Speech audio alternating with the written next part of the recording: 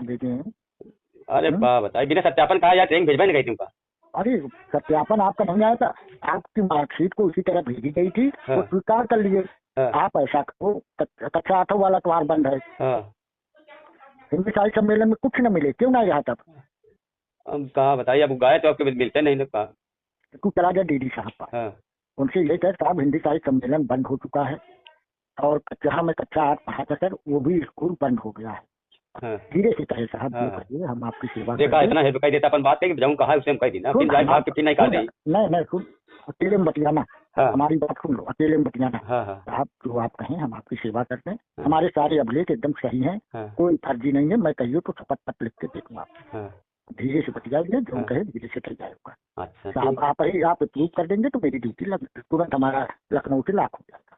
ठीक है, अकेले जाना, अकेले जाओ और अकेले में भीड़ भाड़ हो साहब, 1 मिनट आपके अकेले में कर खुल से धीरे से बतियाइए। हम अकेले ना बात करब, अपन करा जा कुछ चर्चा करबे तो खुद कहे कि ठीक है, जो कहे ज्यादा कहे न कहे, जैसा आप गरीब आदमी है, 3 साल से ड्यूटी नहीं पाए हैं, बड़ी कृपा होगी अगर आपका आशीर्वाद।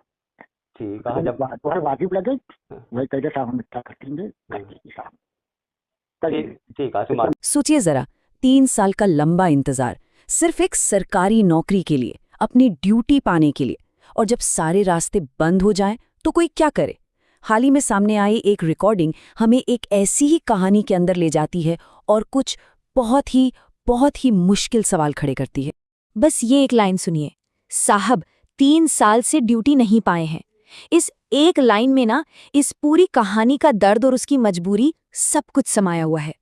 ये शब्द उस जवान की है जिसकी बातचीत आज हमारे सामने है। आवाज में जो एक बेबसी है वो साफ महसूस की जा सकती है। तो सवाल ये है कि इस रिकॉर्डिंग का सच आखिर है क्या?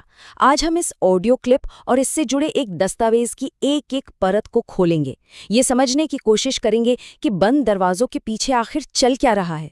चलिए, सबसे पहले तो ये जानना जरूरी है कि ये बातचीत हो किसके बीच रही है, क्योंकि जब तक हम किरदारों को नहीं समझेंगे कहानी की गहराई समझ नहीं आएगी।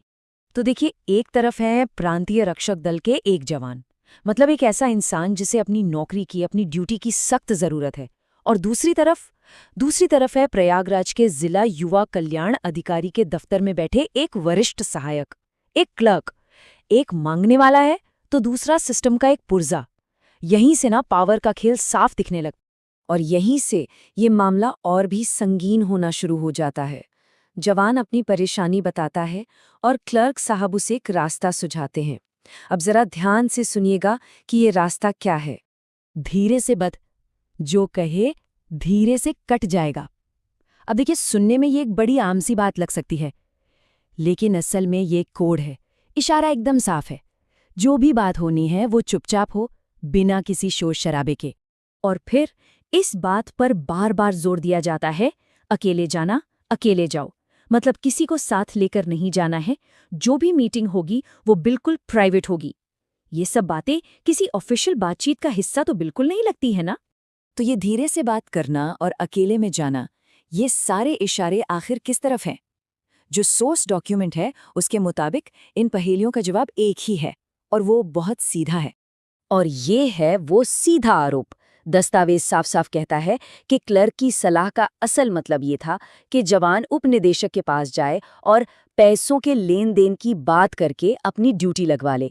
मतलब साफ शब्दों में कहें तो रिश्वत देने की सलाह दी जा रही थी। अब 1 मिनट के लिए इस आरोप से थोड़ा हटकर सोचते हैं, क्या किसी सरकारी मुलाजिम को इस तरह की सलाह देनी भी चाहिए?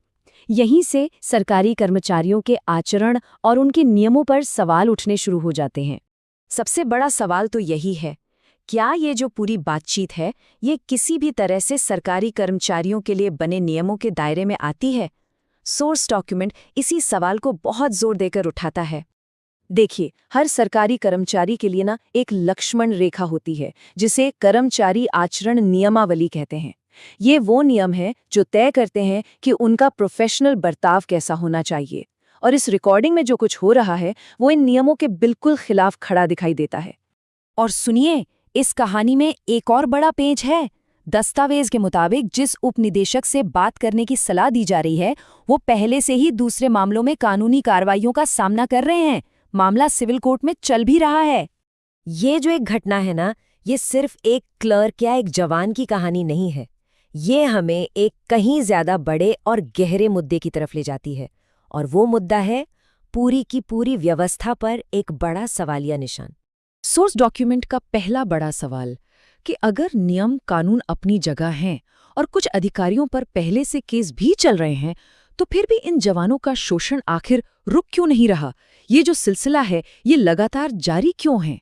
और यही सवाल हमें एक और ज्यादा बुनियादी सवाल की तरफ धकेलता है कि क्या ये सरकारी सिस्टम इसलिए बना है कि आम लोगों की मदद हो सके, या फिर इसलिए कि उन्हें और ज्यादा तकलीफ झेलनी पड़े?